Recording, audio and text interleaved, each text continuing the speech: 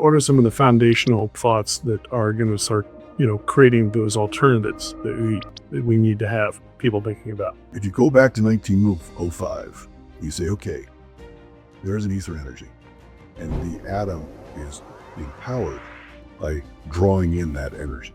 1932 test of experiment using really crude tools. They got a proton and a neutron. They concluded that proton and neutrons are two separate elements, two separate particles. No, they were simply observed in different states of charge. The proton and neutron are the same thing. One is charged, one is neutral.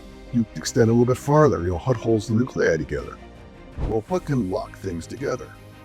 A current locks things together. Can we measure that current? Yes, we can check what the frequencies are.